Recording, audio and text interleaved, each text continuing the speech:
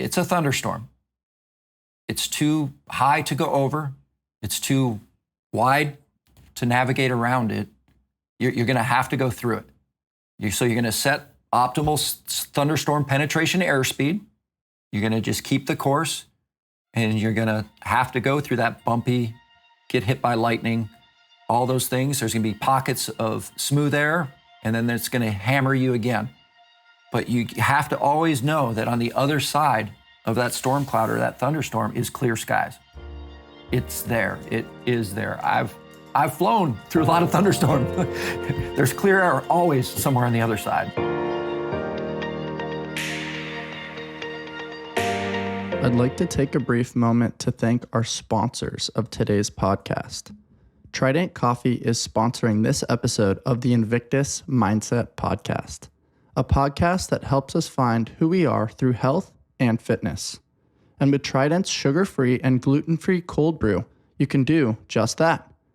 Veteran-owned and locally operated, they craft America's finest cold brew coffee, and they have 2 tap rooms located here in San Diego.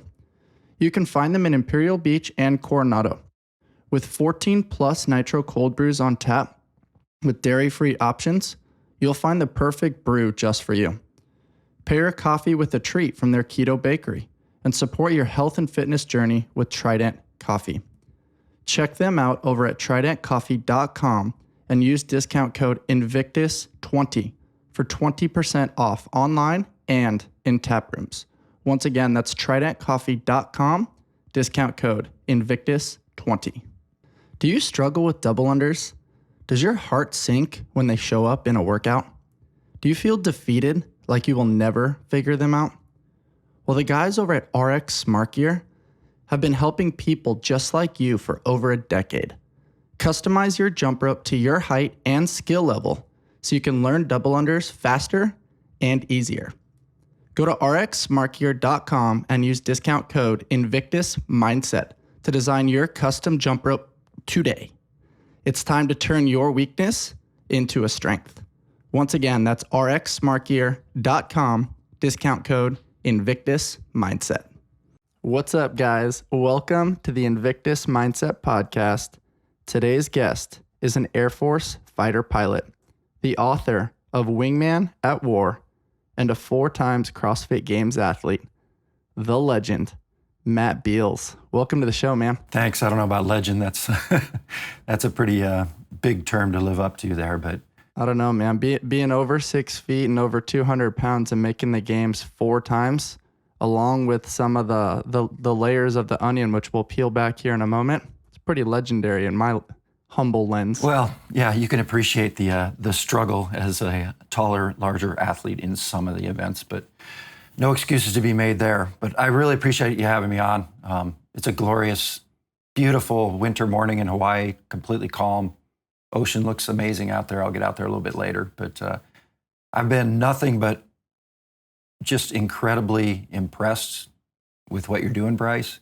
I mean, you have found your gift here, how well you can connect with people, engage with people, how well you articulate things, and how thoughtful you've been. I mean, I'm humbled to be on this with the guest list that you've had, at least the podcasts I've listened to.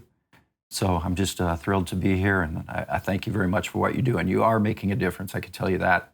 And I'm probably your biggest fan at this point. I bragged about it yesterday. I was working out in the gym and said, hey, I'm doing this podcast tomorrow. I don't know how it's going to turn out. I have no business being on this podcast with the list of names, but I appreciate you having me here. I really honor that, man. Thank you so much for your support.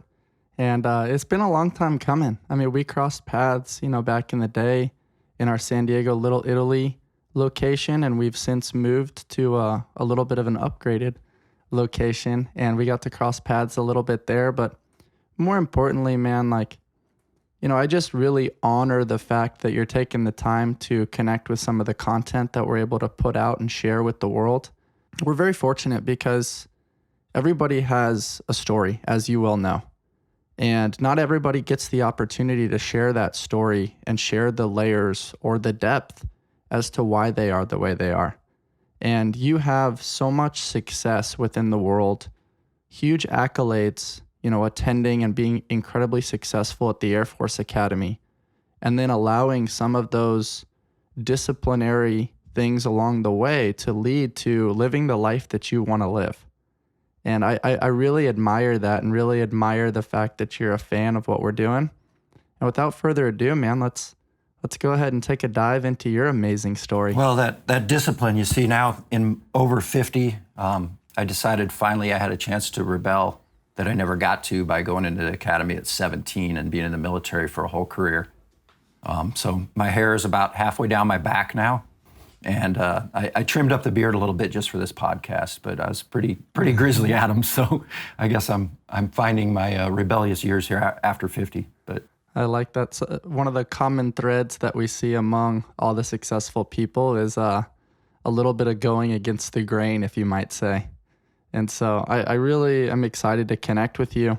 And funny story that I think you'll appreciate.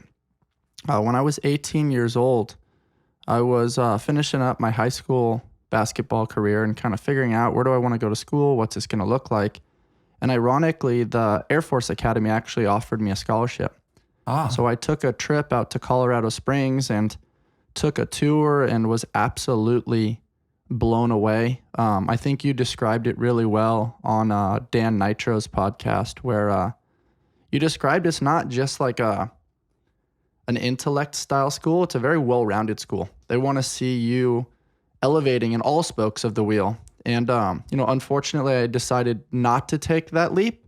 But looking back, I always wonder what if, and I always really admire people that come out of that school just because of the prestige of what it comes with. well, it's interesting. It's really a like when you say well-rounded, what it prides itself in, and what I would probably, if I could put it into 2 words of what it is, it's a leadership laboratory.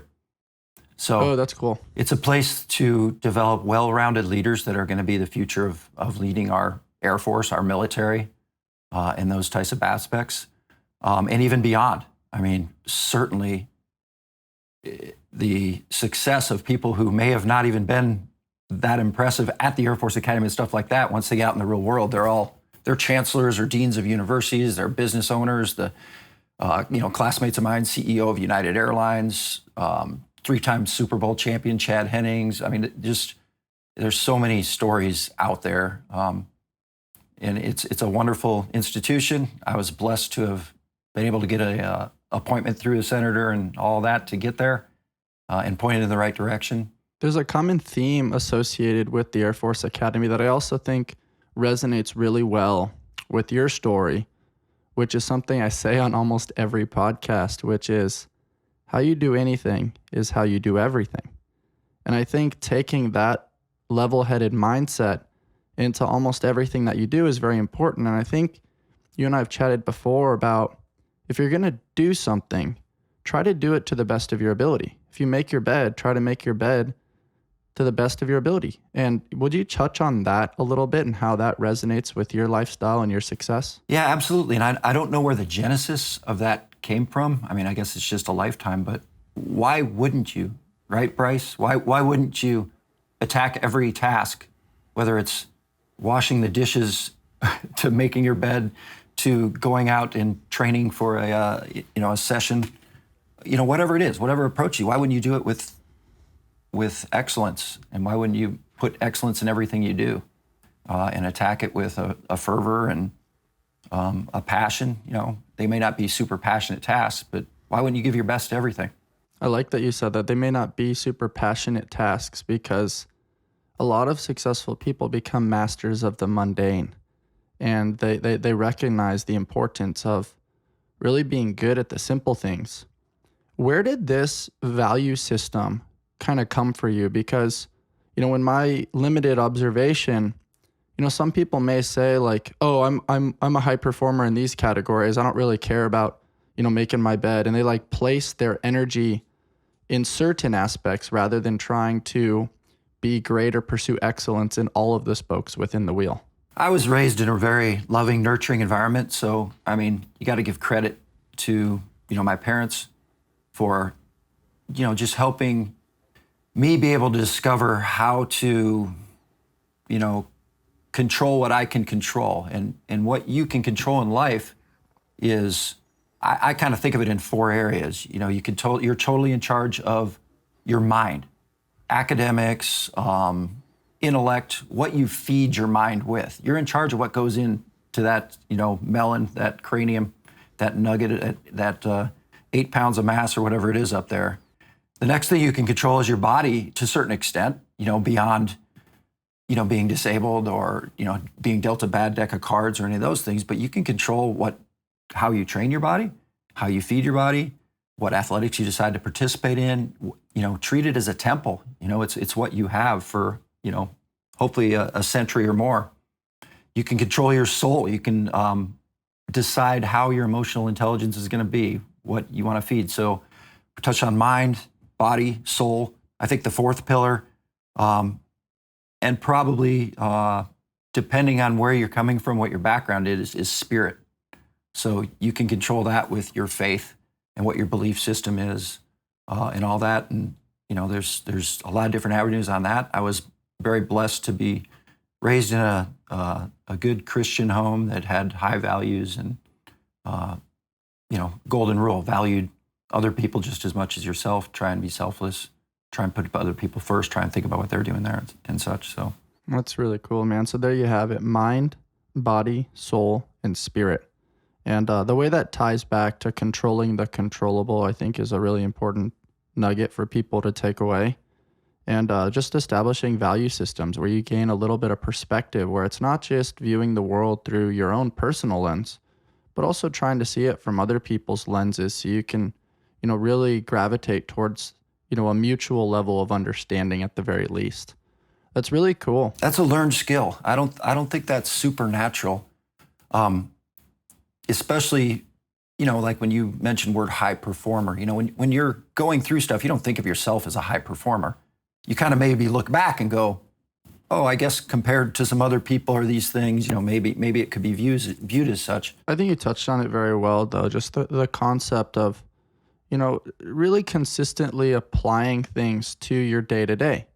And I think some people can do that sometimes when they feel good, or when there's a light at the end of the tunnel, or when they're incentivized to do it. I always joke with people that if you got a quarter for putting your grocery cart away, everybody would do it. Yeah. But it's like, I don't know, I'm one of those people that it's like, just put your grocery cart away for the right reason, because you know somebody else is going to come out there later and have to gather those carts, and that's an extra thing on their plate that you could very easily and conveniently eliminate by just putting it in the corral. And it's interesting because I would know that about you, not even knowing you. I mean, there's this an essence about who you are, Bryce, that just, I can tell you're the guy that puts the grocery cart away and probably puts somebody else's away.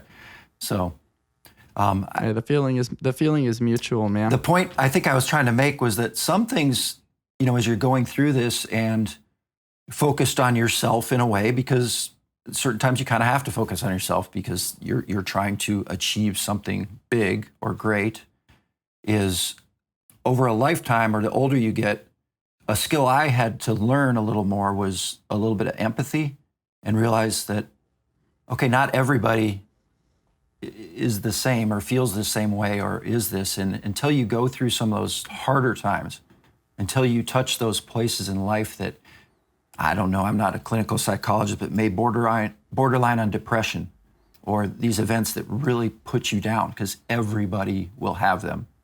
It taught me through those hard times, empathy, like, okay, don't get frustrated with this person, or, you know, you may be like, this guy's just, you know, whatever, you know, if it's in traffic or it's wherever, or it's just somebody being stupid or ignorant or whatever it may be in your mind that you built up.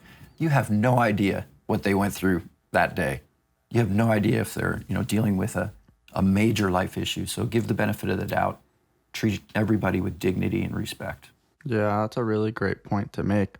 With that being said, you know, you mentioned a little bit of, you know, growing up in a very loving and nurturing home with Christian values and a great family support system. Where did you grow up, and what was your upbringing kind of like in relation to siblings, and, you know, how you got integrated into sport? So I grew up in Phoenix, Arizona for the most part. That's where I went to grade school, high school, and all that. Ironically, I was literally there a few hours ago en route back to San Diego from Wodapalooza. Oh, Well, congrats on getting back from Wadapalooza with all the COVID employee delays and the thunderstorms and everything else it takes to get out of there probably. So Yeah, for sure. hopefully you had a wonderful time. We'll touch on that a little bit later maybe. Yeah, growing up, I had a sister who was 3 years younger than me.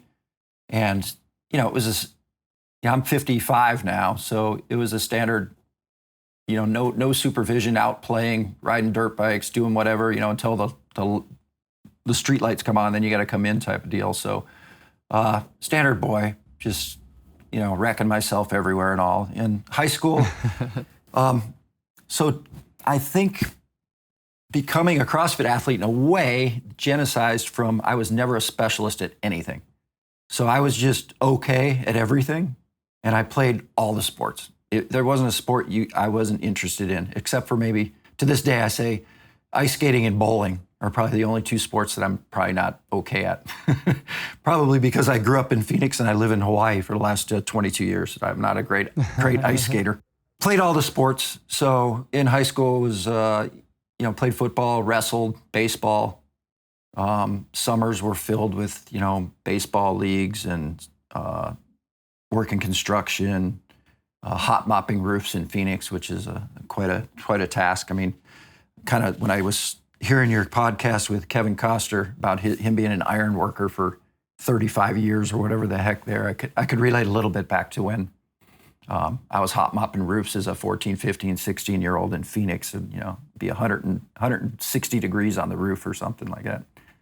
So high school sports, was mildly successful at it, all league, all division type of player in all the sports. Not really wrestling, but wrestling was interesting. I'd get out of football, and I was a defensive back in football, and, okay, enough to be looked at by, some colleges and stuff. Thinking you're coming out of football training in good shape, right? And then you go to your first wrestling practice and you realize, oh, this is a different ball game here. Isn't that so interesting? Like, football is such a anaerobic sport that's very just like explosive, but in very short time domains. And then you explore the world of wrestling and this concept of making weight and, longer bits of endurance pieces where you have to really control when and where and how you channel your energy and your mindset.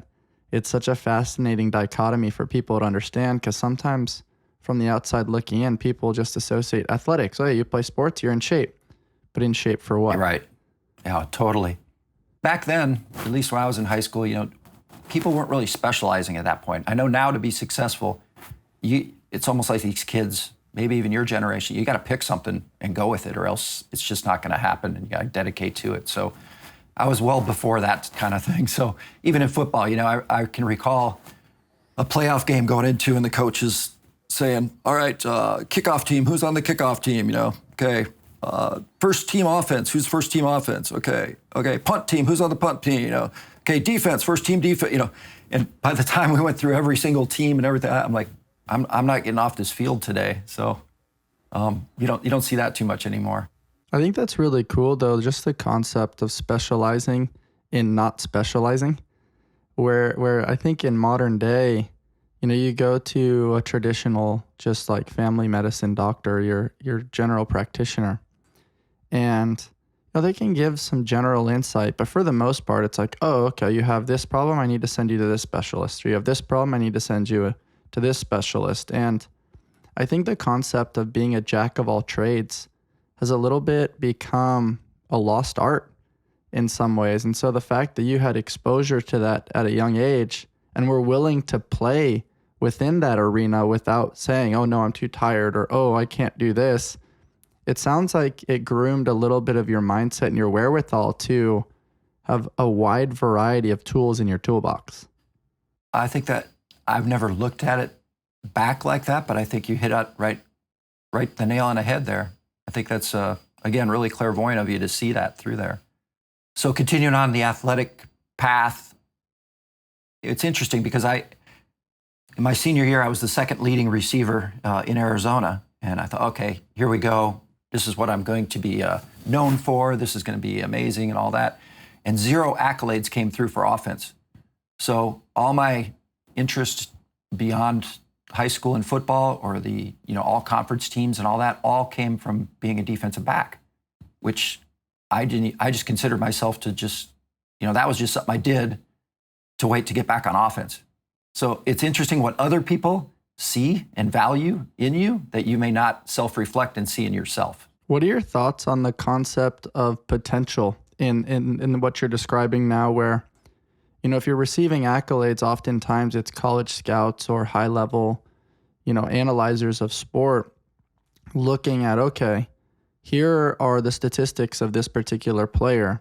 Here's the projected outcome and why, a school or a professional sports team should make that investment. When I look at that, I'm seeing really successful receiver. They're probably looking at speed splits. They're probably looking at route running. And they're thinking, in CrossFit, 6 feet, 200 pounds is a big guy. In football, that may err on the side of a smaller receiver. So they may think, oh, he could be a bigger DB and get physical with some of those bigger receivers. That's my limited football analogy that I'm kind of seeing within this story. Yeah, well, I think you were at a higher level, which the level you played at in these sports, and probably they're looking at, you're pretty much your average to just slightly above average, player with that. But yeah, that's a very interesting point. Athletic journey after high school was at the Air Force Academy. I got involved in rugby there and was absolutely blessed to have had probably one of the most influential people beyond my dad, or men, at least in my life, was Uncle Vern Francis was our rugby coach there. And he allowed me the opportunity as a sophomore to start on our, Air Force Academy rugby team there. And we ended up playing for 3 national championships in those years at the Academy. So that was kind of my sport at Air Force. And then even beyond that, when I went off to pilot training, I continued to kind of delve into that. I was selected to the U.S. National Under 25 team, but I was in pilot training. I mean, that's a task. That's a full, it's a full 14-hour a day, total commitment type of thing. I played on a couple of combined services teams with the different armed services, on an all Air Force type of team, but I had to knock it off. I had other goals at that point, and getting injured by in a stupid rugby match was not going to be prudent to what I was trying to chase at that time, which was, to try and go graduate from pilot training and fly jets eventually. To give people some context around the Air Force Academy, would you mind touching a little bit on the prestige of the school? And we obviously talked a little bit about the athletic side of things, but I'm also very curious around the academic side of things and maybe some of the extracurriculars that you involved yourself in outside of sport that enabled you to be within the conversation to go to such a prestigious school. Well, stepping back a little bit from there, I remember talking to my high school counselor in my junior year of high school, and it's like, hey, you got good grades, you got good athletics, you got this, that, what do you want to do? And I said, I don't want to sit behind a desk. That was like what else is there? And my dad wasn't in the military or anything like that. So I said, how about flying? Is that a possibility? And she said, well, you can potentially, get into a service academy. And what's that? I had no idea. And so it's a pretty laborious process to get in there. A lot of applications. You have to go through your senator or congressman to get appointed and all that. Luckily, I had my mom helping me out with a lot of paperwork back in the day. But if you've been there, you've seen the facilities. You've seen it's the number one tourist attraction in Colorado. So it's a pretty impressive place. I went there sight unseen. So I applied to Air Force Academy. I think I sent some of my test scores and grades to Stanford. There were other options on the table. I had, in-state, Arizona State, Arizona, NAU, scholarships to all those and such. But I remember I was on the baseball practice field spring of my senior year running sprints. My dad came running out. He goes, you got into the Air Force Academy. He's yelling, you got it. And I came right over to the dugout over there, and I said, Dad, this just means I can go there. I need to make this decision for myself. And so, like you, having that opportunity was a tough decision. And, what am I going to do? To me at the time, I felt like if you don't go, you're going to wonder the rest of your life, what it would have been like and on from there. So I ended up showing up there sight unseen. I remember the bus ride up the hill to the Air Force Academy, looking at the gliders and the parachutists, and I'm just like, oh my gosh. And I'm trying to make friends on the bus, but everybody else had that blank stare because they knew what they were getting into. and I didn't. I was pretty naive. And then, 20 minutes later, your head's shaved and people are screaming and yelling at you. And it's like, oh, this isn't what I expected. But what was that original intro like? A couple things to kind of pull from that element of storytelling, which is with your dad so excited upon, you receiving the opportunity to go to Air Force Academy. Was there an element in your brain, or your spinning wheel rather, along, wanting validation from family and wanting to seek the approval of an idol or a mentor or someone you looked up to like your dad? I don't think I thought of it that deeply, to be honest. I think I always knew my dad was there for me. He was going to support me in whatever. So, there's no real rags to riches or some, downtrodden type of thing. I was always supported. So I didn't go there for him. I didn't go there to impress him. I think it was just the next adventure along the way, more or less. I love that you thought that way so young. A lot of people that I speak to, there's different events, and oftentimes there's a moment where they realize like, oh wow, choices matter, and this particular choice was manipulated by X, Y, and Z. And I think it's really cool that at such a young age you took personal accountability and created so many varying options that you could choose to ultimately do what you felt like was best for your journey and your story. I think that's a really cool piece. Upon arrival at the Air Force Academy, obviously you mentioned not really knowing what you're getting into. I almost feel like that's a little bit of a blessing because there's no anticipatory anxiety associated with that. It became more of going in blind, where it's kind of an adventure. It's a complete blessing. I mean, it is. I can even relate back to, I'm sure we'll eventually get there, what got me into CrossFit and going into my first competition, not even knowing what CrossFit was. I mean, what a blessing. I didn't have to worry about it. I didn't have to think about it. I just showed up and did my thing. Didn't know how to really do half the movements, but, kind of watch and learn, watch the previous heat, whatever, and adapt. So, yeah, sometimes going into things blind. As a man that really loves preparedness like yourself, this almost sounds, not to be offensive here, but like ignorant is a little bit of a bliss. Yeah, it may be. What is that kind of like, and how did you get there, your head gets shaved. What were some of the thoughts going through your mind? Like, oh man, what did I sign up for? And then also, what were your thoughts around the 5-year commitment associated with, signing up for the Air Force Academy? Yeah, once you're there, it's shock. It's shock and awe. They have a method to their madness. They're going to break you down and then build you up, kind of in the way that they want to formulate the narrative. The biggest thing, especially in that first year, as a dually or a freshman at the Air Force Academy, it's a rough year, and not only academically, not only athletically, militarily, just being away for the first time. All those things, you just bond with the people you're going through it with. The people you suffer with the most, as you know, Bryce, are the friendships and the relationships that are the most treasured as you proceed through life. I mean, those guys that I went through that freshman year at the Air Force Academy are still my diehard, brothers and sisters to this day. So there's a lot to be said for shared suffering. And there's a lot of times you want to quit. There are a lot of times that first year you're questioning everything, but you're like, hey, if this knucklehead next to me is still here, well, I'm not leaving.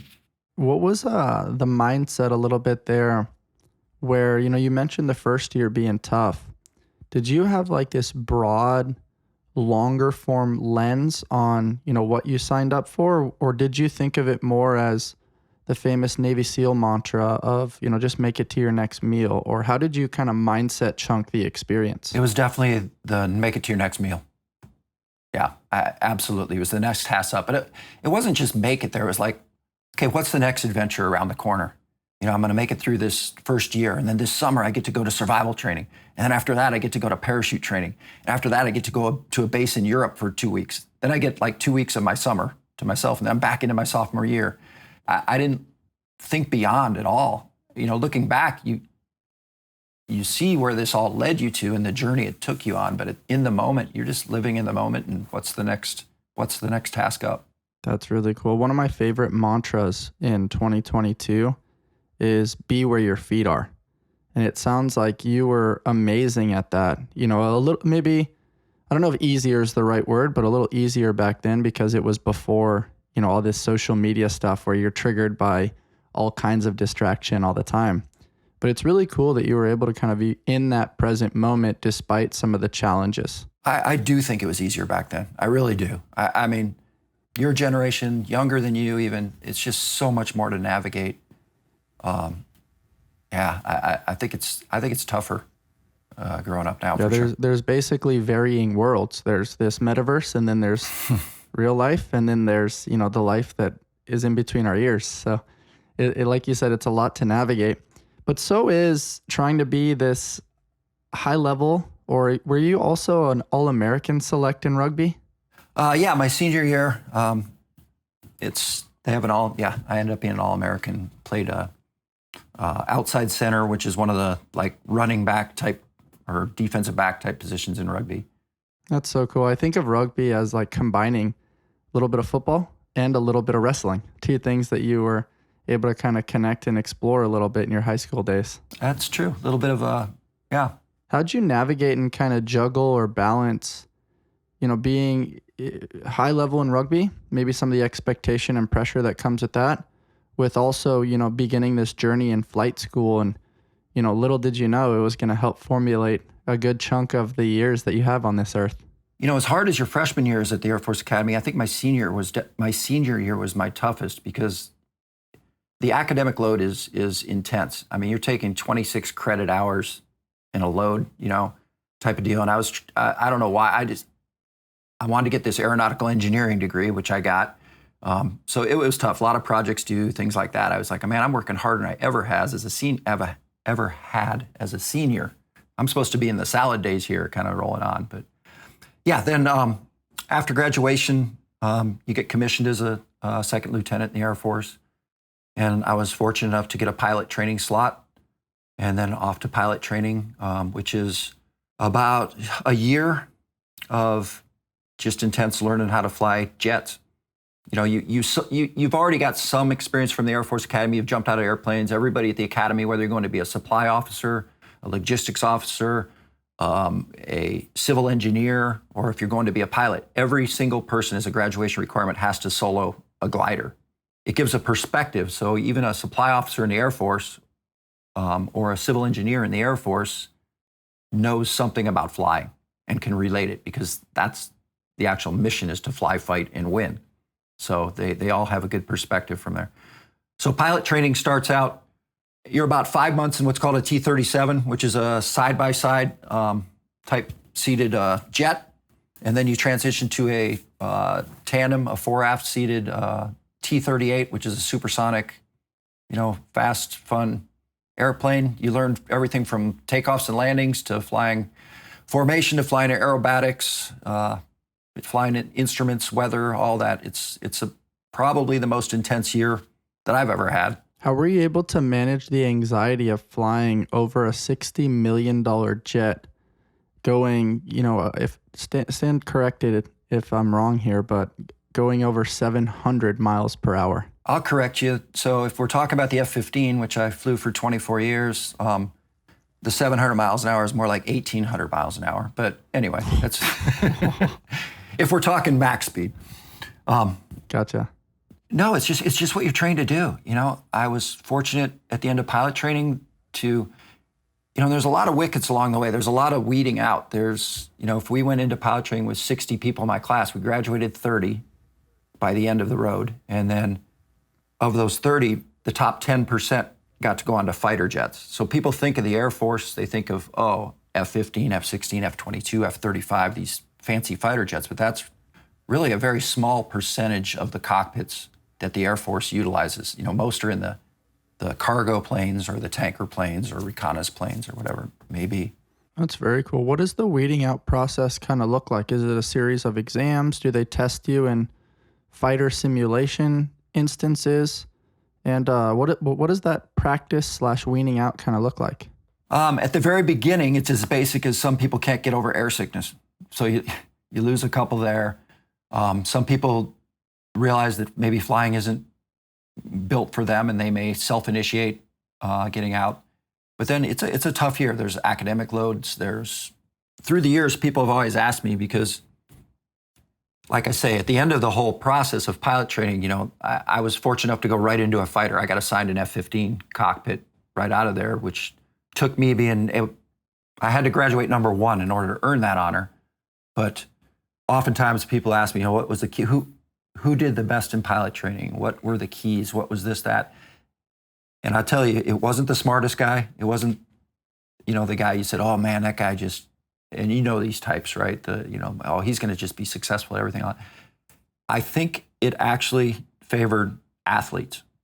I think there was something about the competitiveness, the self-assuredness, the hand-eye coordination, and just God-given skill that may have been honed through a life of athletics and those type of things that athletes, even if they were dumb jocks, did pretty darn good in pilot training. Those were the ones that kind of rose to that. That's at least my assessment of it. So it's kind of interesting. I think it's such a great takeaway there for just parents in general to expose their kids to athletics at a young age, because there's certain tools that you're going to get in your toolbox, life lessons, managing of personalities, and just learning of things from a biological nature that serve you in unprecedented or unexpected ways later on. Absolutely. I couldn't agree more. 100%. That's super cool. So as you're kind of involving yourself in fighter pilot school, how did you kind of conclude your athletic career? And how did you navigate that subtle switch in identity where it's like, all right, like I'm kind of done with this former thing that I was doing, but I'm really intrigued and excited about this next chapter? Well, I think athletics continued to permeate through everything. So as I got stationed different places around the world, my first assignment in the F-15 was over in the Netherlands. So there was a Dutch air base. We had one squadron of Air Force. So we had 24 F-15s, one squadron of Air Force fighters, about 40 kilometers southeast of Amsterdam.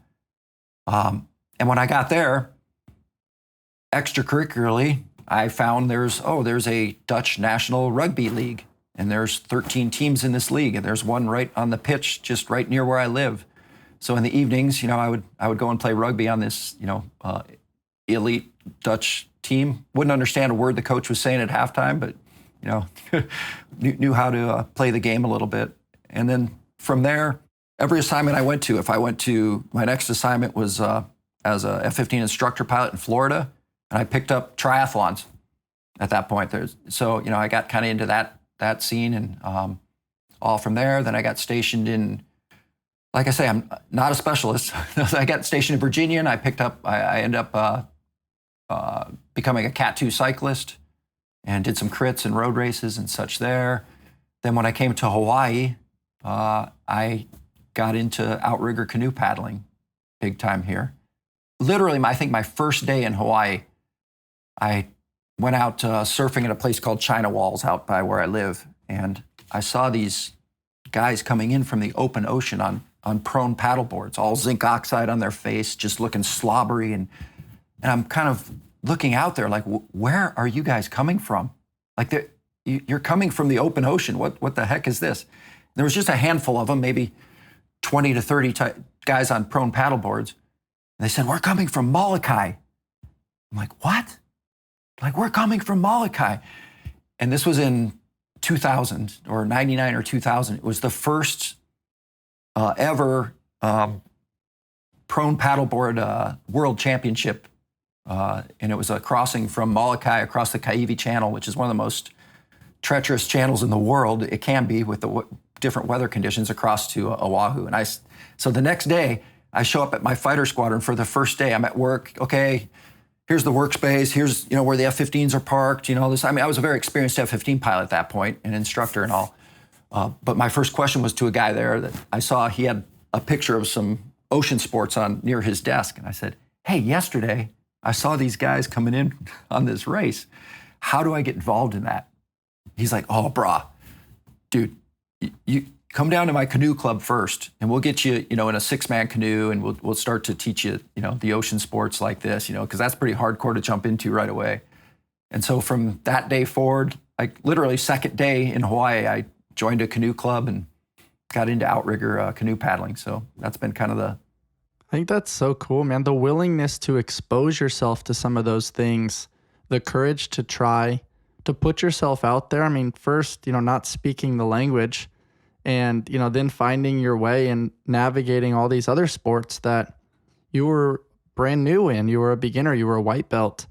What enabled you to kind of take the leap within some of those different arenas that, subtly some people don't want to try brand new things as they're continuing to elevate within their career, or they're hesitant to be a white belt or a beginner in something new?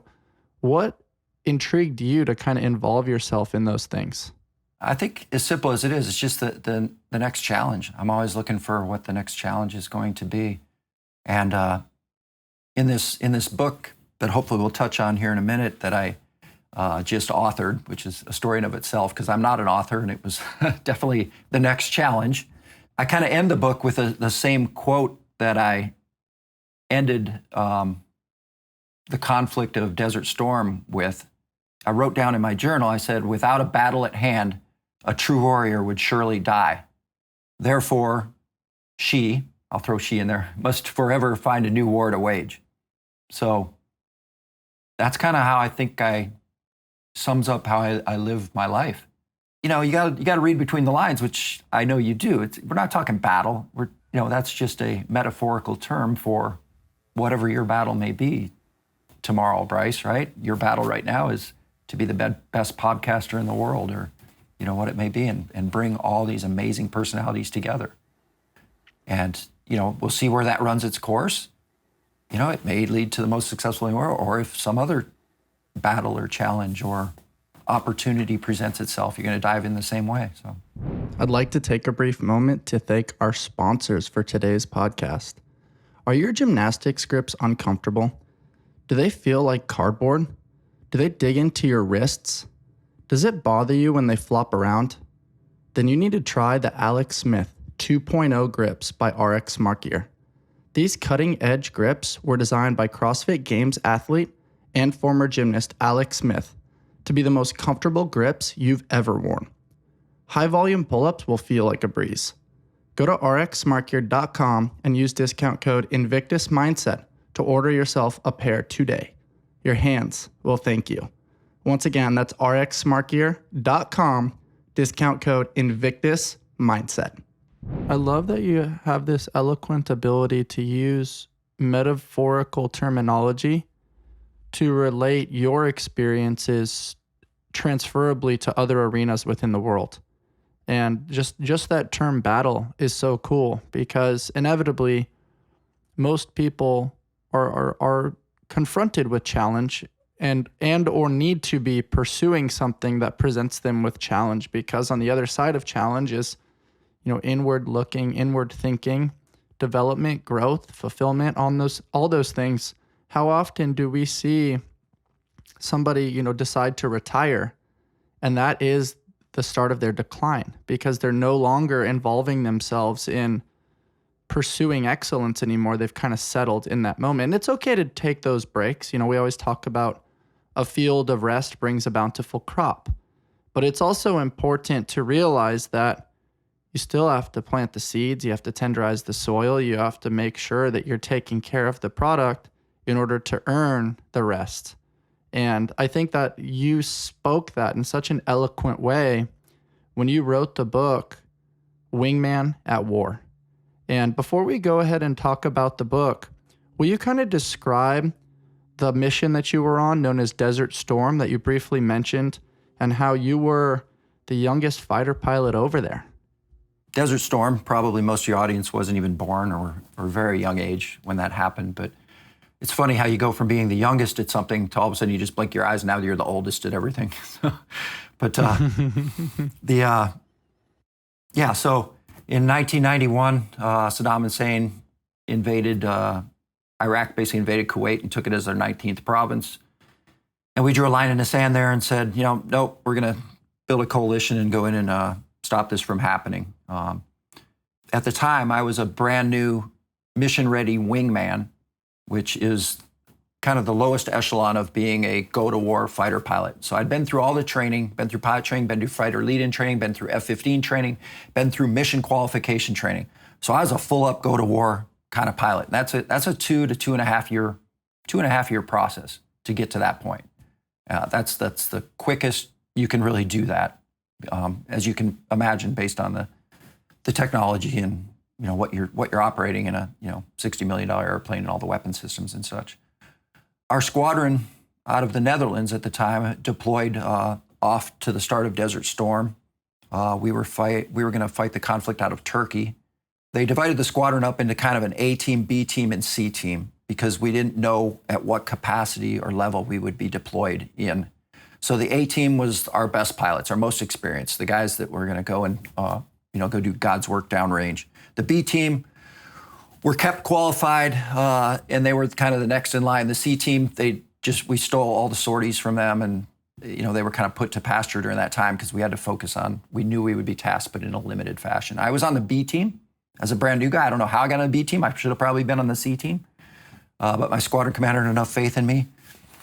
So we deployed 8 of our F-15s down to Turkey to join the war effort.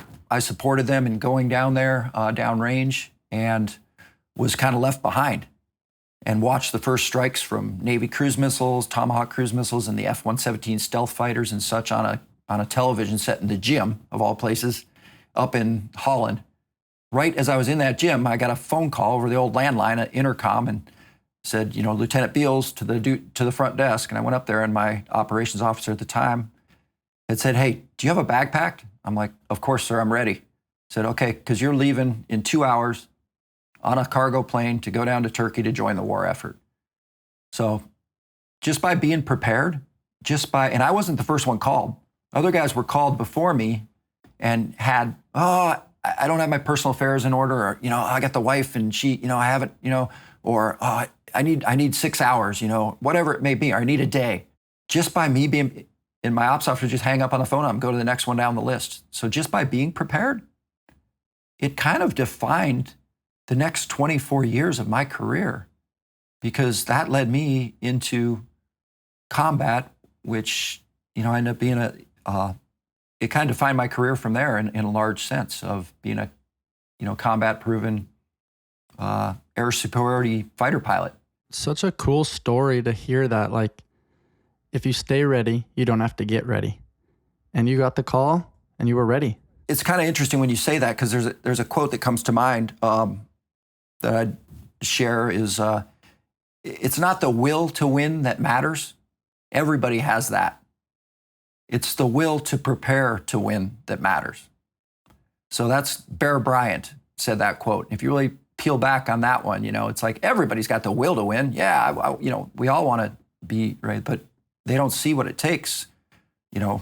Bryce, all that time you're in the gym, late at night, just because you missed a free throw in a game, and you're going to shoot 10,000 free throws because, you're not going to miss it again, type of thing. And that's what people may not see. And like you said before, I'm maybe jumping a little bit of stories here, but, going back to CrossFit Masters, especially in particular games athletes, they're so humble. I have found, at least at the top level, there may be like this noise-making level, like number 40 to 100 that are trying to get there. But the guys that really are dedicated, the top ones that are getting there kind of year in and year out, they're so humble. Every one of them I meet, men, women, and you start to peel back the onion because people think, oh, you started CrossFit a few years ago, you're great. They didn't get there from the couple of years of CrossFit. They probably at that level have a lifetime of something. And it's so interesting at the games. We were doing 2013, I think it was.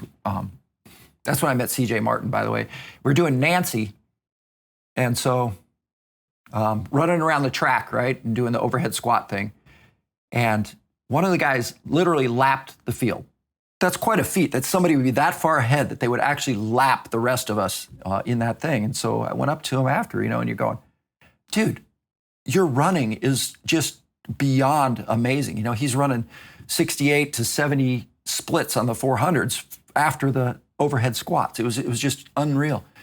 He's like, oh yeah, I used to be a runner back in the day type of thing. And, okay, what do you mean? I ran in college, in track. Okay, what do you mean? Well, then, okay, it was the Seoul Olympics in 1988. I was an 800 meter, you're like, oh geez, okay. Yeah, I put on a lot of muscle since then, because I'm not as skinny as I was then, blah. I'm like, okay, got it, And another guy, come to find out, it's a 4-time NCAA wrestling champ. It's just in my age group when I was in the 45 to 49. Another guy's 4-time NCAA wrestling champ.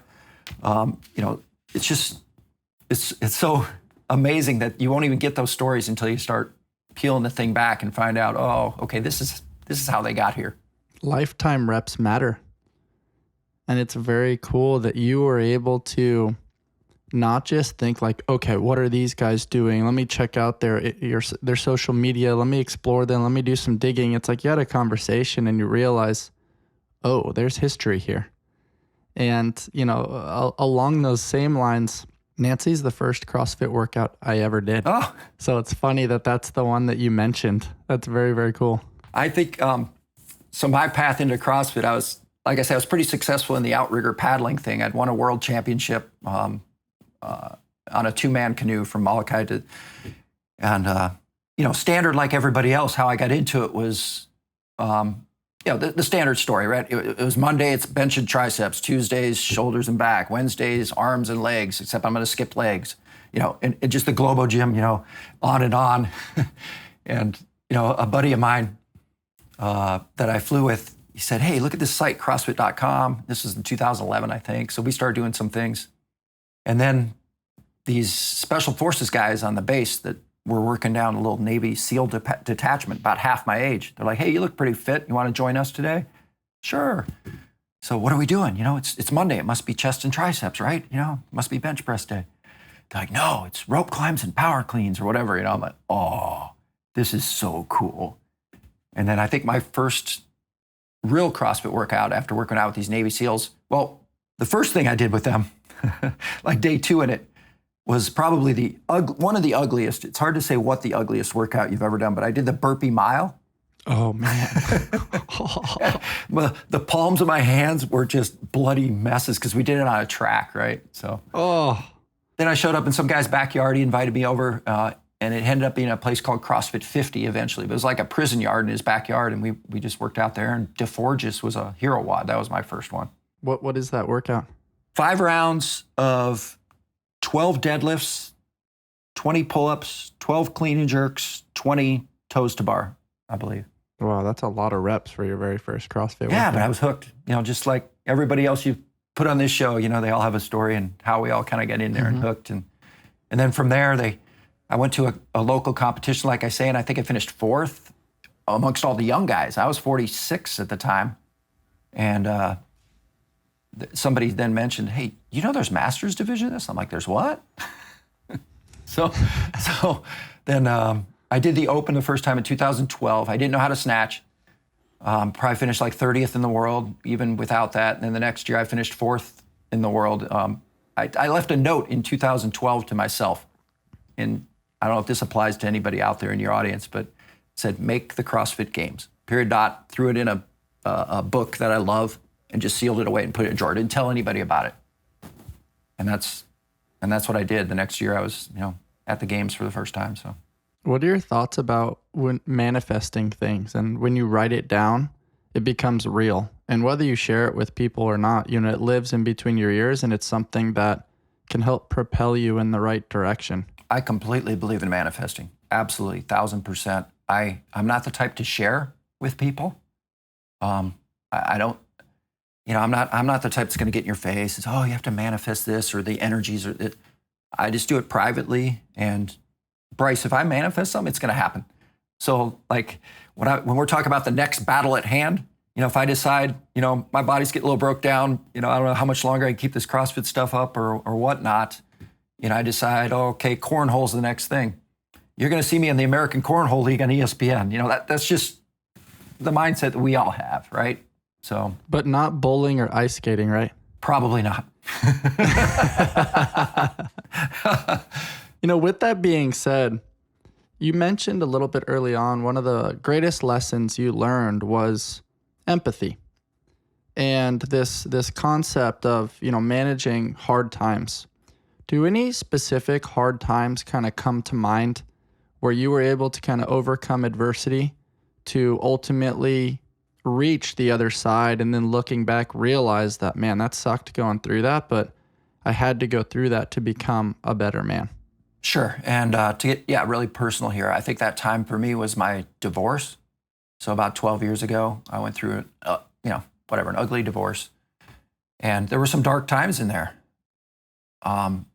Some hopeless times, some times when you don't see what the future's going to be. You have 2 kids, you're, middle age, just whatever demons start to creep in your head and go through that. And just reach out. Fortunately, I had people that took care of me, that just showed up at my house, that got me through, helped me persevere through those times. But the bottom line is, when you have those events, whether it's, dealing like you had to deal with your father, or, these types of things, that just, to relate it back to flying, it's a thunderstorm. It's too high to go over. It's too wide to navigate around it. You're going to have to go through it. So you're going to set optimal thunderstorm penetration airspeed. You're going to just keep the course, and you're going to have to go through that bumpy, get hit by lightning, all those things. There's going to be pockets of smooth air, and then it's going to hammer you again. But you have to always know that on the other side of that storm cloud or that thunderstorm is clear skies. It's there. It is there. I've flown through a lot of thunderstorms. There's clear air always somewhere on the other side. So not to make it too literal to that, but that's what it is. I love the element of hope and, remaining optimistic in the very challenging of times. At that time, with you being such a waterman now and exposing yourself to outrigger canoeing and paddleboarding and, your boat that's right outside your back door now there in Hawaii, what role does nature kind of play in your lifestyle, and how do you connect to nature to kind of get your mind right, your spirit right, your body and your soul right? Wow, what a way to segue it back to what I had talked about earlier. It's my haven. It's my sanctuary. And some days when I'm in that, smelly, stinky CrossFit box, I'm wondering, what am I doing here? Why I have that ocean right out there? Why am I on a rowing machine right now? This is the dumbest thing ever. I can go out there and do that. So I've gotten away from it a little bit over the past few years. There's only so much time and bandwidth in a day, right? And so, the focus, was so much on CrossFit and in athletic endeavors that the paddling kind of went to the side a bit.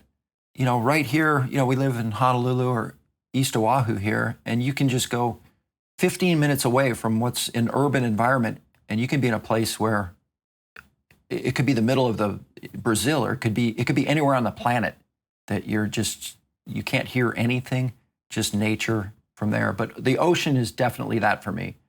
And I know Laird talks about, in his book I read years ago, about his, every day doing something that kind of scares him. And then also every day getting his feet in the grass or grounded, or his body in the ocean. And for years I said, every day I'm getting in the ocean. I haven't done that, but I probably at least 300 days a year, I at least jump in some form or another. So I think Laird Hamilton is such a great person for you to relate to, and vice versa, for him to relate to you. I think being grounded is such an important element of just feeling the elements, whether that's concrete under your feet, or the sand between your toes, or the grass between your toes. I think the ocean does a great job of reminding us, exposure to elements reminds us that we're still alive. And I think he does a great job of that with his integration within the XPT community, which is extreme performance training, where they utilize a lot of saunas, a lot of ice baths, I'm very fortunate to work with cold plunge. So I have one of those in the backyard where you can kind of set the temperature, which is very cool. That's so funny. Every day I wake up and I tell my wife, first thing I do every day, we live in a townhouse area here, and there's a swimming pool just down there. And I disconnected, to the association's unknowing, I disconnected the solar heater on it. So it gets quite cold in the winter. And every day I'm like, cold plunge. It's not your cold plunge, but every day that's how I wake up. It's so great though. I mean, when you look at the norepinephrine response, when you look at the dopamine hit, or if you're, waking up during one of those hard times that you mentioned earlier, stress exposure is a way to bring you back. It is gonna give you that endorphin rush, and then you get to share it with knuckleheads like me who like to expose himself to, some of these stress exposure things. And what I think is so cool, to bring it back to Laird, is, he's had some challenges with his hip and, a few other injuries from all this big wave surfing. And his contribution to finding unique and innovative ways to just keep going are what really fascinate me. He's not the guy that's putting up the heaviest weight with a barbell anymore, but he's definitely the guy that's like, hey, if I can minimize the impact within my joints and move dumbbells within the pool, now I can play with different forms of oxygen deprivation and loading my body in a safer capacity where it feels more like play and connects to the arena being the water where he feels most alive.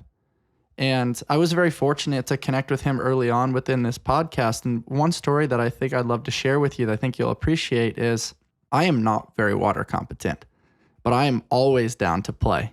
And so I get into the pool with him and he hands me 75-pound dumbbells, and my eyes get like bright-eyed and bushy-tailed. And I'm like kind of excited, but also slightly terrified, because his pool, I believe it's like 15 feet deep. Oh, wow. And he likes doing different forms of jumps and swims and all these different cool things with the dumbbells. And he has me doing, I guess in the CrossFit space, it's like a squat clean thruster.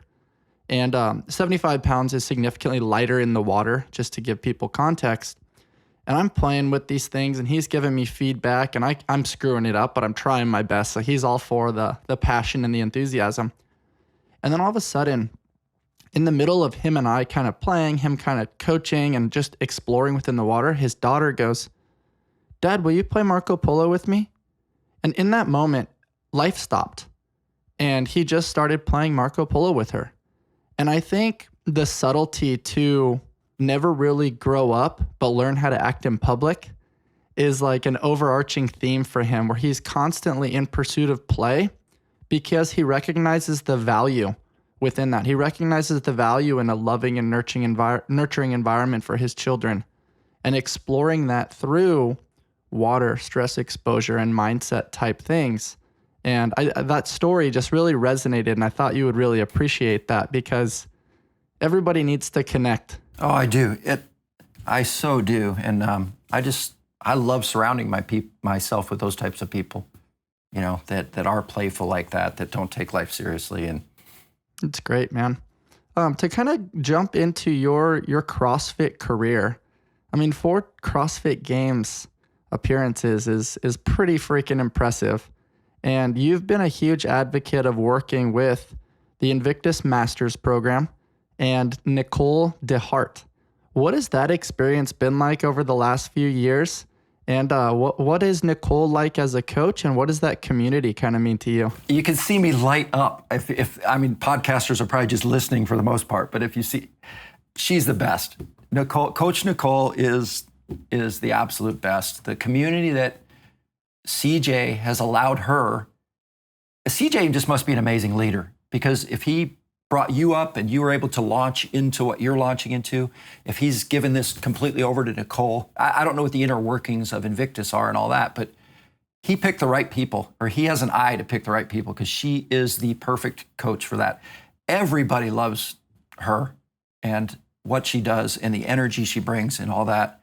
I probably, like I say, when I started CrossFit, I was in a guy's backyard. It was just hardcore, a lot of West Side barbell stuff.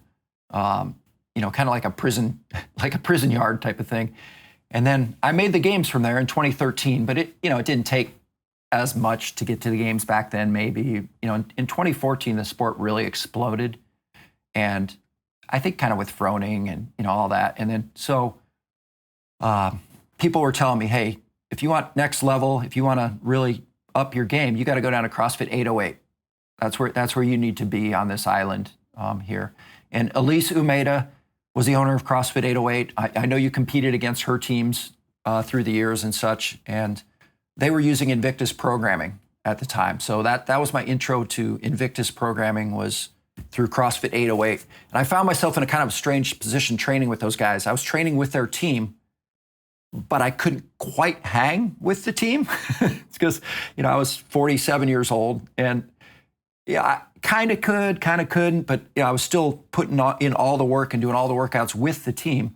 I was probably a little bit, I don't know how this comes across wrong, but probably a little bit too good for the classes alone. So I was somewhere in between, like not good enough for this games level team, and maybe a little bit too good or needed more than just what the classes were offering. So I found myself in kind of this weird space there. And that's when the team training with 808, it ended up breaking me. Everything kind of went at once, a piston here, a ring here, but boom, I just started getting broken. It was just too much volume. And that's when Cheryl Brost,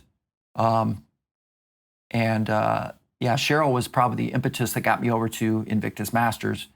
And then at the 2014 games, I did very well using that programming to get there, and, met up with Nicole, and we've been at the hip since. I've been following the Invictus Masters stuff, watching people come in and go. And I mean, they're just producing almost 70%, it seems, of the Masters champions these days. So it's wonderful. And I have almost our whole gym on that program now, whether you're young or not. It's just, I think it's genius in its added mobility and warm-up stuff and primers and those types of things, because I was having to do that on necessity anyway. The young kids, they just come in and, they're like a dog on a porch. They're from 0 to 100 in no time at all when a rabbit goes by or whatnot. And, I was always famous for having to warm up to get to the warm-up, And so with this programming, that's where the additional stuff is, for the most part, is in the mobility and the primer and the warm up and all that. So that's very cool. And also the attention to detail. And offline, you kind of described how you guys have a really optimal community where you hold each other accountable, whether it's near or far, utilization of the blog or texting one another to talk some smack or to tease one another. What is the community kind of like within the Invictus Masters program? Yeah, that's exactly what it is. It's amazing. It's there's no filters. It's giving each other a hard time. It's being honest about, getting buried by a workout or, whatever it may be. Yeah, every single day. I think Lori, my wife's like, "Who are you texting with again today?" I'm like, "Oh, sorry, I'm with Cheryl and Nicole and Dean, talking about our workout today and what happened and all that." So it's been wonderful. Even though we aren't training together, it's almost like we are training together, and especially through the past couple of years with the pandemic and all. So yeah, for sure. One of the things that we like to share with people through the Invictus channel is just that we're more than just a gym. It's around community. It's around empathy. It's around compassion.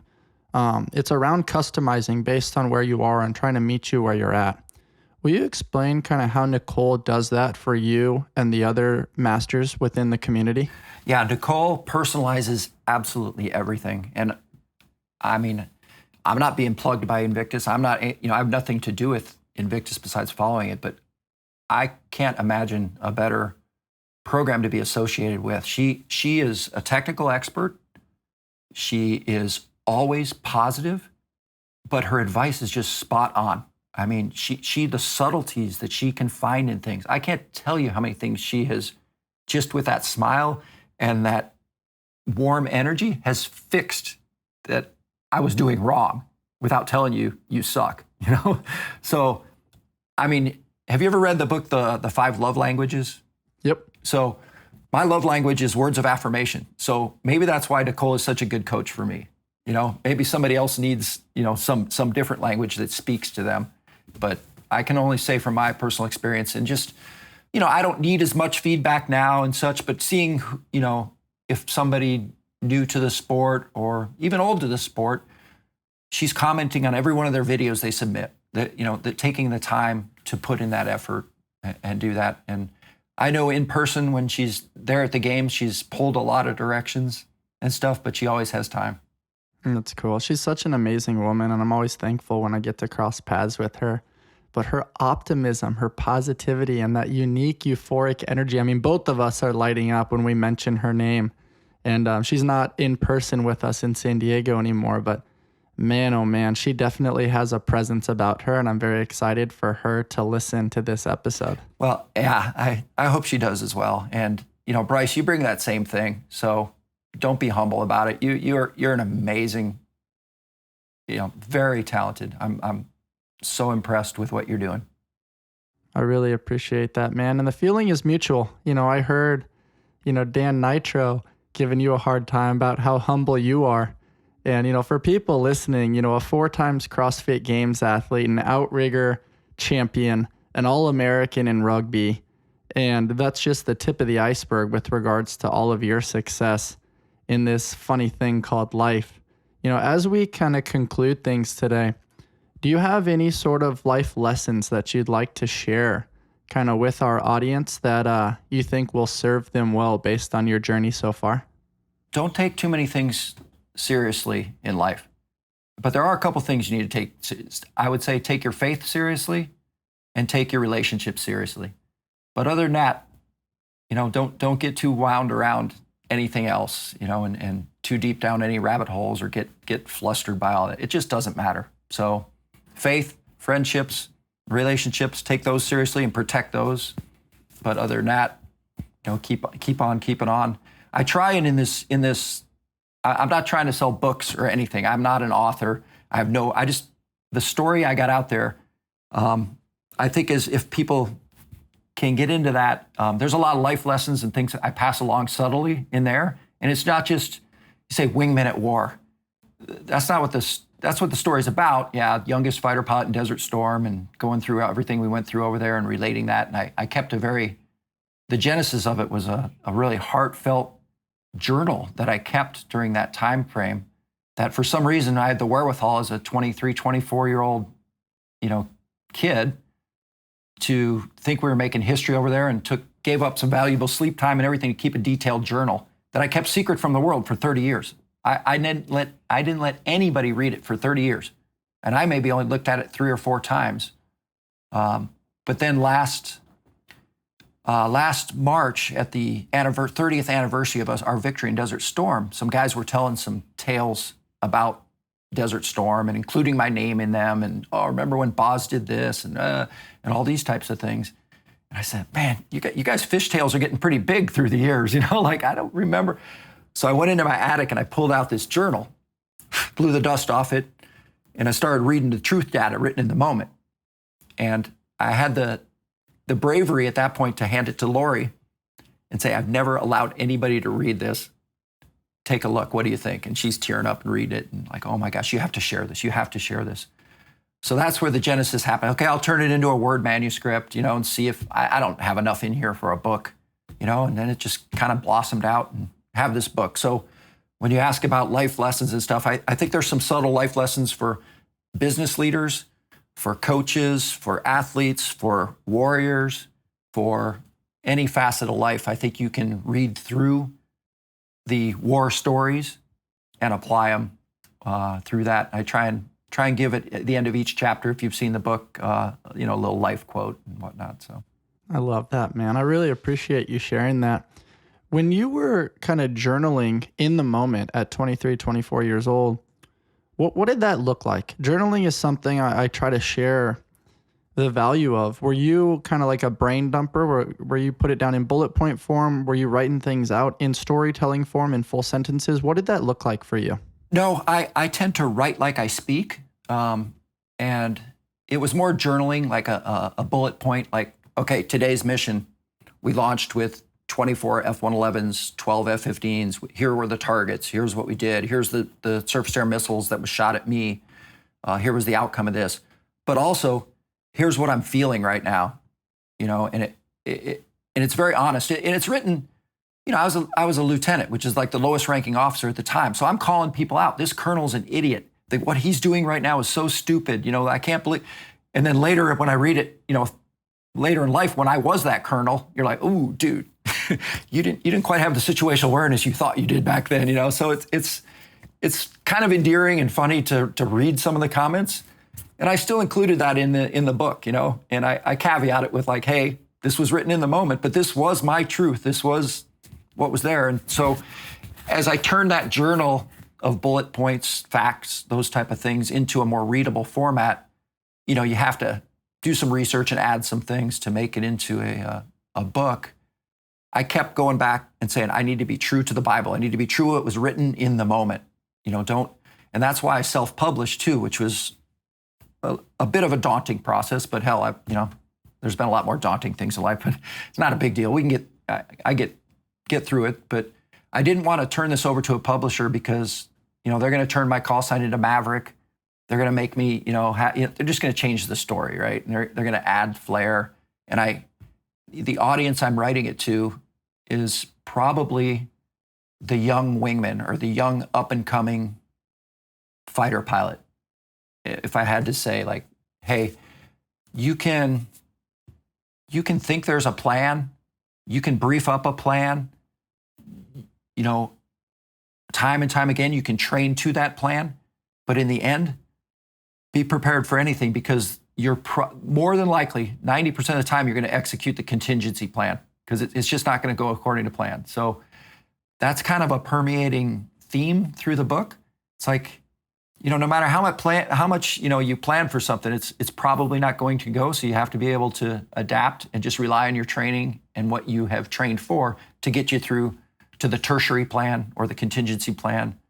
Dwight Eisenhower said, in preparing for battle, I've always found that plans are useless, but planning is indispensable. So that's almost as I got done with the book, people are saying, who's the audience? What's the common theme? I guess that's kind of what it is. That's great, man. How did you get the nickname Boz?